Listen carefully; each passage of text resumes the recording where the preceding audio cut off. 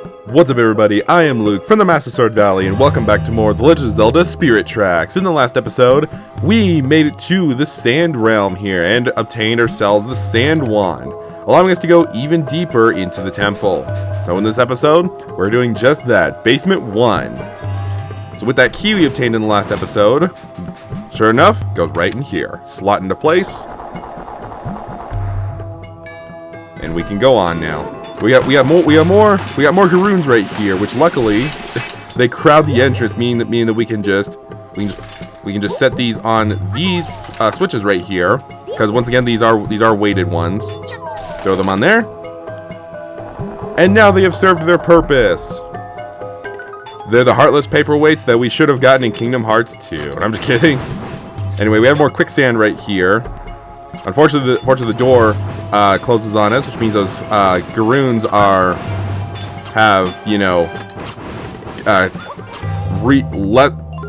melted, I guess? I don't know what to say about that, but they've basically gotten out of their solidification. Anyway, we stop ourselves right here. Number 19, Stamp Station. Once again, that one looks really cool right there. I like the eye in front of it there. Given that, with any sort of eye, we shoot them with our arrows and such. And given that this is where the bow of light is, there's got to be some eyes that are only activated by said bow. Anyway, any section of land that's like solid, I would recommend just go ahead and pit stop right there. Case in point. That way you don't have to go all the way back. There we go. Good. Crossed it. I believe that's actually our last instance of quicksand right there. But right here we have something else kind of interesting right here. This is basically a new variety of block pushing puzzles right here. We have this giant block that we need to use the sand to push all around and slot it into place like so. And I like the design of that door right there with the gem sticking out. That's really cool. But get used to this, because we're going to be dealing with this a lot right here. And we need another new kind of mechanic right here. We have to use the rolling boulders right here to slot that into place like that. I believe we'll step on the switch, which causes the bridge to come out like that. And then we shoot the switch.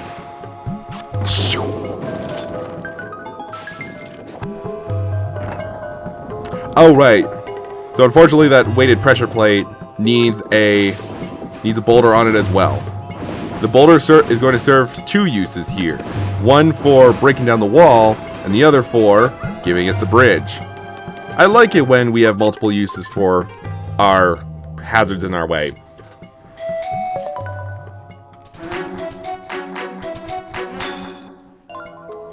What do you say?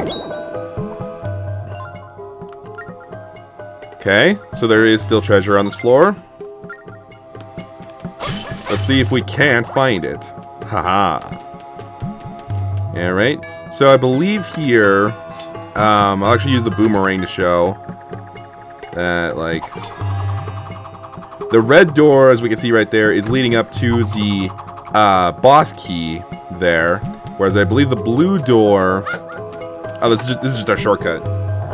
So now we can easily come back to the section anytime we want here. Yeah, the blue door leads over to this other area of the dungeon right here. So we got to get the... we have two blocks here, and we have to get both of them in the appropriate slots. I'm actually going to go up here, so I'm out of their way. Okay, so...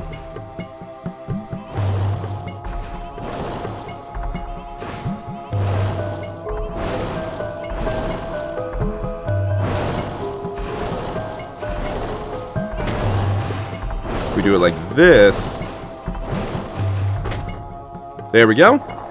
And that opens up our door. It's... I guess I kind of consider it like the ice physics puzzles, kind of, but not in that same regard. What it reminded me of was the ice physics puzzle that was in Twilight Princess. Like when you got the ball and chain. Unfortunately, the sand wand is useless on the Stalfos and Stalfos warriors and such, but they're still just as a joke to take out with bombs. That's more or less what the those blocks reminded me of was those puzzles. I know it's not quite the same ice physics puzzles, but still. It's just what it reminded me of.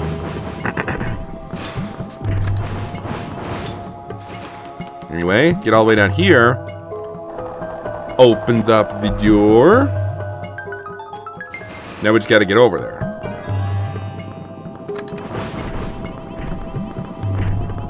Get that good. There we go. Super easy. I don't know how, I can't tell you how much trouble I actually had with that. With trying to get the path set for you know, getting over to the door. I don't know why it was so much harder than it was for me. Get you. More Ergtaroks. And just like the octave, they will go away when you try and get close to them if they're not stunned. Gotcha. Oh, nope. There you are. Yeah. Die.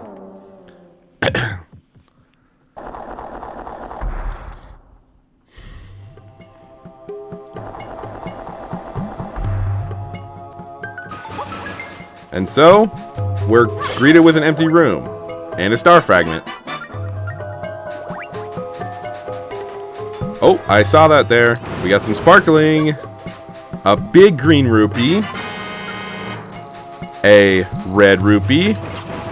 And hey, the boss key. I guess that's important too, I suppose. I guess it's like the last use of the boss key right here is just one that we have to carry to the boss door this time. We don't have... Well, I take it back. There is one clever little puzzle with it, but yeah. We don't have to ride mine cars. We don't have to deal with key masters. None of that.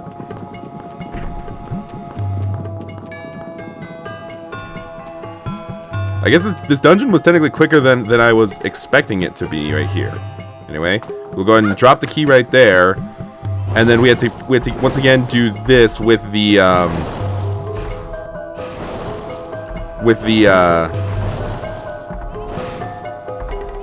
we have to get the circles in this time. Okay, so we got this one in.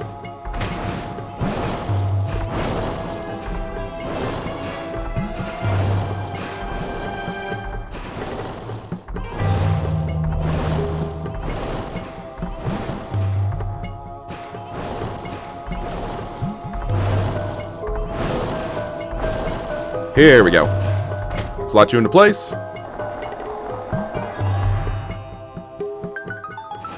And now, we can finally take the... Oh, right. We need a way to get over there. Oh, right. We just used the sand. But we do have one last treasure right here. Which is just a red rupee. Not bad. Thank goodness it didn't lower me. Thank goodness it didn't go away right as I was crossing it right there. Alright. Take our key. Slot into place. I suppose this was also implemented by the people who built the sand temple right here to have a boss key in the way. To have a boss key in to further prevent people from getting the bow of light. Either way, we raise ourselves up, we get a heart, another heart, we get another heart, and another heart. Giving us 4 hearts here, and a 5th one. And arrows. Step into the blue light to return to the temple's entrance. There's our warp. But I say, on we go.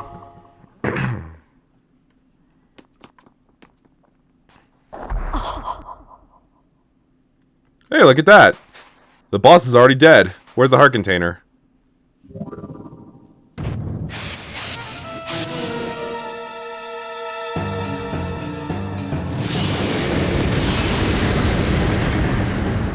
Yeah, I'm not stupid. I knew that the boss was, you know, a boss here. Skeldritch, ancient demon.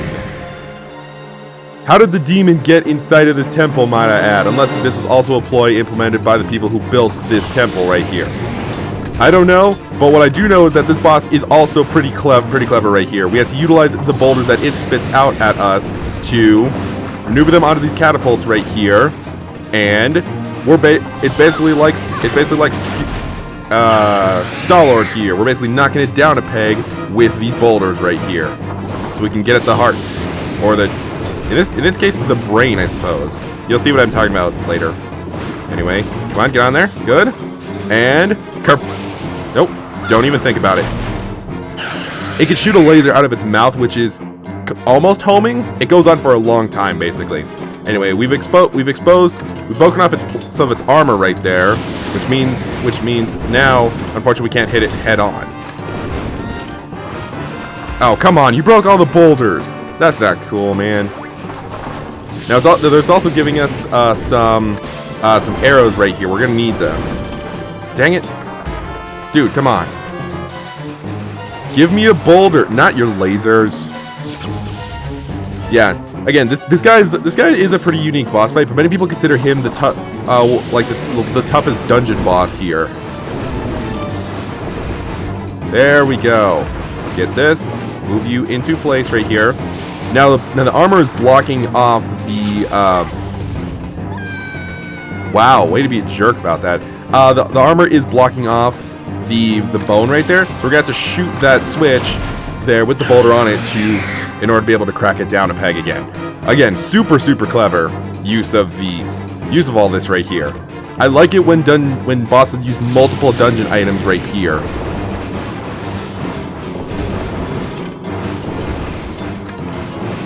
There we go. Good. These red boulders are a lot faster, so you have to use a lot of sand to block them off. I guess I can get another one going right here. There we go. Good. You done? Good. Shoot that one. Excuse me. Sorry. And you're down to your last segment there.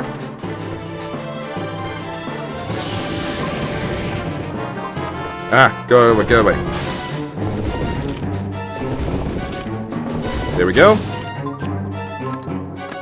Now let's get these boulders that he's so conveniently laid out for us right here onto these sections right here. He's not doing the laser. Odd. Anyway, get up over here and shoot this one. Gotcha. Now we move on to phase 2, what many people consider a very tricky section of this part. I don't think so, honestly, right here. Now it's just the head moving around, so we really did take a lot of inspiration from Star-Lord right here. Basically what we have to do is we have to put up a barrier of sand right here to cause him to get stuck inside of it, so that we can whack on the jewel that is his brain right here. Many people consider this section really hard, and I don't understand why, because he moves just so slow. So once you get him caught, just form sand behind him, and that's it. I will say that he does give much more trouble in the first phase there, with the fact that he has those boulders and his laser that he shoots at you. I consider that more tricky than I do this part right here. He does have like a berserk mode where he will go faster to try and, eat you when he's just his skull, but other than that, he's not hard. And in fact, he's more or less fun. Not quite a level of fun to say Eox from Phantom Hourglass, but he's still a really cool boss. Either way, we get our second to last heart container. 15 total hearts. Let's descend even further into this dungeon. With the sanctuary music again. We have some more pots with money inside of them instead of heart. I mean, we did just get our heart container, so in a way, we did just get fully healed. I guess it's just for those purists who just do 3 heart runs of games here. But the important thing, truly, the Bow of Light. Tap to hold to charge firebolts of divine light. So this is the famous Bow of Light? I sense a strange power coming from it, but I'm awfully worried about Malladus and Cole, or what Malladus and Cole are up to. Let's hurry back and tell Angie what happened. Getting back into what I thought this dungeon was gonna be, like, we have to make our way through the whole dungeon right here, fight off against Skeldritch, and then this would be our way out of the temple right here. Like, showing out the bow of light right here. It works like a regular bow. Like, we just shoot it, and it just shoots regular arrows. But we hold down for a little bit, charges up light. So those eyes that we saw at the Tower of Spirits, these ones right here are susceptible to light rather than just regular arrows. So, like, this portal right here would take us back out, obviously, but it's like the entrance that we went into just after we parked our train, that would be blocked off, and this would be the only exit out. But I'm glad that they did it like this, 'cause that way, you know, the dungeon design in-game made much more sense. Either way, we're out of here. With our one Kuko friend still with us. Let's go! Angene's waiting for us. Angene, we got the bow of light! We don't have any trouble defeating Malladus now! Good! An arrow from that bow is sure to fell him. Right! Now I have to know where Malladus is! I'm sorry, but I can't help you there.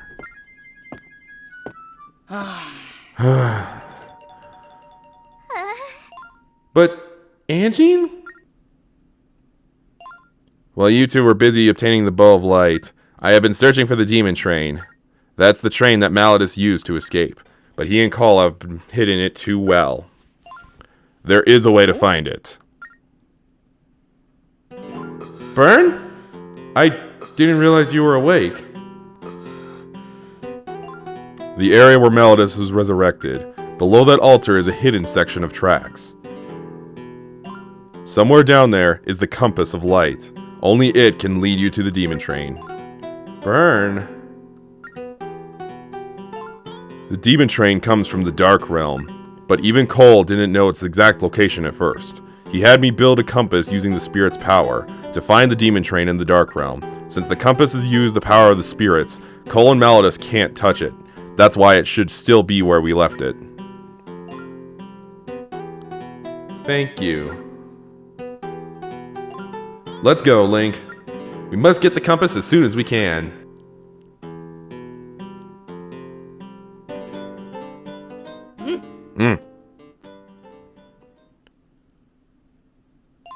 Before you go, please take this, Link. I think you're the one who is meant to use it.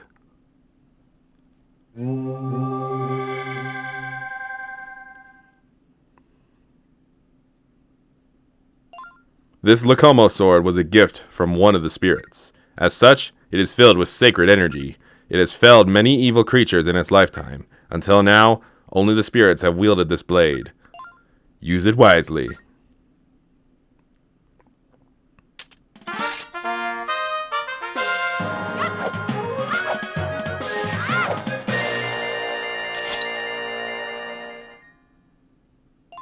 Link, Princess, it's in your hands now.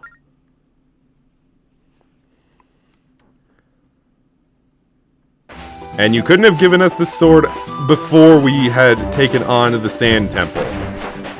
Thanks a lot, Angene. But yes, 5 temples in, and we finally have our new sword.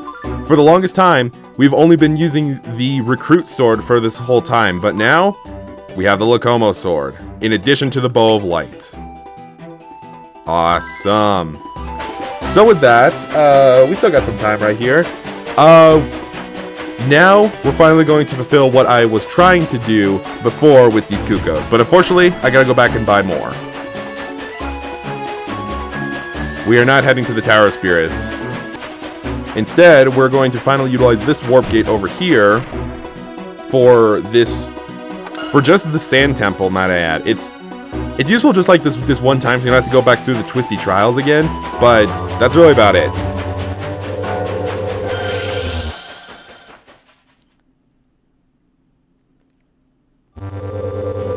As you can see, this takes us directly south of the Sand Sanctuary right here.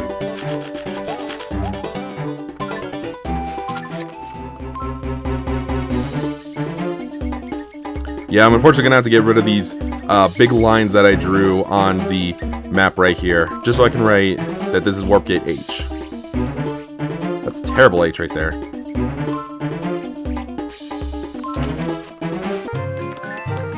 Oh! Teacher's here again. Well, I guess I'll give him a ride again, but that's gonna be a little trickier. Since, you know, we're going to have Kukos with us, and it seems like the enemy is getting a lot sharper about their aim. Once again, doesn't have any... You know what? Maybe I will go ahead and buy these treasures right here, just so I can see if he has a potential restock tomorrow. An alchemy stone. Not that I need it. There's going to be a few things that we're going to need money for, but we're about to get a bunch from Teacher. I don't think so. Again, if it was dragon scale, then I would definitely be going for that, which I have not been seeing any. I've not been getting any from the chest. I've not been seeing any on the prize postcards. None from Beetle, none from the shops, nothing. Alright, where do you want to go? Anuki Village. Fine. Oh, that variation of tank over there is actually a new variety of tank called a pirate tank. They don't differ much. I think they take more hits than the regular tanks. But it's interesting there that they have... Yeah, they do take more hits.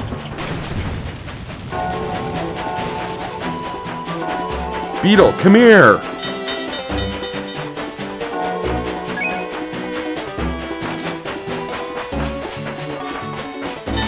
Sorry, Steve. Sorry, dude. We're gonna have to make a pit stop right here.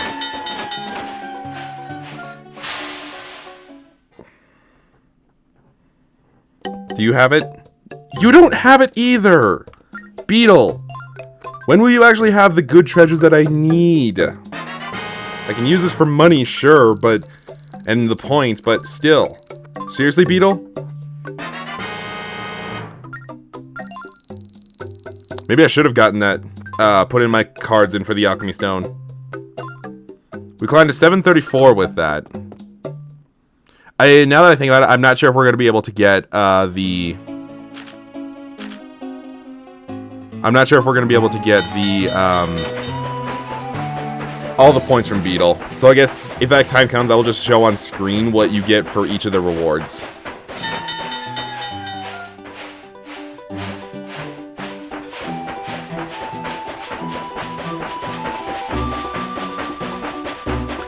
It's really weird as well that, I think I've talked about this before, that there's always one treasure that I can just never seem to get.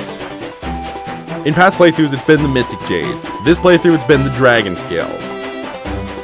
But the Dragon Scales and the Mystic Jades, I'm kind of surprised that I haven't been getting, because those two combined in like past playthroughs, I have not been getting any of them. And I don't understand why my luck is so down on this. But I don't even know like what the criteria would be to like win them in minigames. Like what your score is for like the Pirate Hideout minigame. I'm guessing for like the Whip minigame, should you really take your time, that's probably a good chance to get them. You get to get a bunch of Dragon Scales there. Like I mentioned before, that the trick I've seen with it is to whip out one thorn and then just go with that minigame there. So maybe if you whip out 2 thorns there and, you know, just deliberately take your time with that minigame, that's probably how you can get the, like, uncommon treasures. I don't know, I'll have to experiment, because I really want the full golden train before we're done.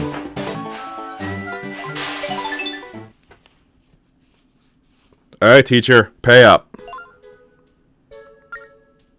Thank you. You never explained to me how you got back to Castletown from... the last time that I drove you.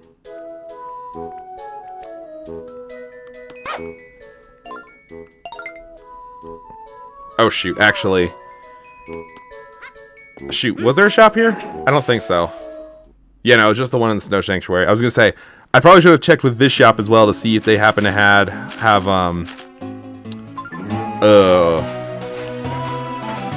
Dragon Scales, but no.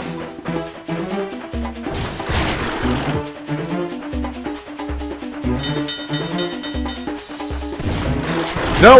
Oh, dang it! Alright, we're here at the Sand Sanctuary. I see you brought those Kukos I was after. Who knew you were such a mind reader? Those Kukos are for me, right? Yes, take them. I don't want them in my train. There aren't 5 of them here. Alright, I suppose I can give you this at least. A wood heart for that. Bring at least 5 Kukos. Okay. So, yeah, this is why I was really wanting to make sure that we didn't you know, get hit. We need all 5 Cuckoos. So unfortunately, we have to go back and... Wait, are they not here? Where? Oh, come. Oh, there they are. Okay. We want to grab ourselves a Cuccoo here. Get over here. Thank you for trapping yourself in a corner. The important thing here, that this is basically trying to kill 2 birds with 1 stone, because not only here, we can ride the Cuccoo across here, and we get ourselves Stamp Station numero 20. That is a complete Stamp Station book here. We have all 20 stamps from all around Hyrule. At least the important locations. With this, we can now go talk to Nico and get our final prize. It's something very much worth it, I promise. Okay, at least respond back right here. But unfortunately, we have to go back and get another set of Cuckoos, meaning another 50 rupees wasted because a stupid Meowgorg got me. Yes, we have to go get more. Going back to getting the Cuckoos is easy for Rail. I bet you're probably wondering what it is that you get for all 20 stamps for the stamp book. Nico, give us the goods. How do you like our new sword? Great to see you're back, Link. Have you been finding lots of good stamps? I see you've collected all 20 stamps. You're an amazing kid. You really are. You've made this old man's dreams come true, and that kind of thing is priceless. You've made me see the whole world by just looking at a single stamp. After looking at the stamp book, I don't have a single regret left in this world. I thank you from the bottom of my heart. Oh, yes, that's right. I owe you a reward, don't I? Yes, you do. Here, how's this?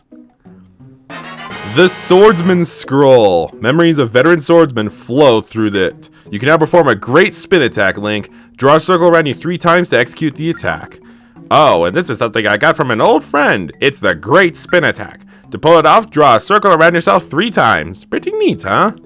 So yes, this is the exact same Great Spin Attack that was in Phantom Hourglass right here. Look at him go! Unfortunately, it does leave you dizzy. See, what I was hoping that we could do is get Rail his Cuckoos, get the Sand Sanctuary Stamp Station, get the Sand Temple one, and then, like, leave the Sand Temple midway through it. That way we would have the Great Spin Attack for Skeldritch. But unfortunately, that was not the case. Anyway, with that done, I will go ahead and deliver the Cuckoos off camera. But next time on Legend of Zelda Spirit Tracks, once again, we're not heading to the Tower of Spirits. We're going to do the final roundup of side quests, and then finally go to the Tower of Spirits after that. Alright? See you guys then.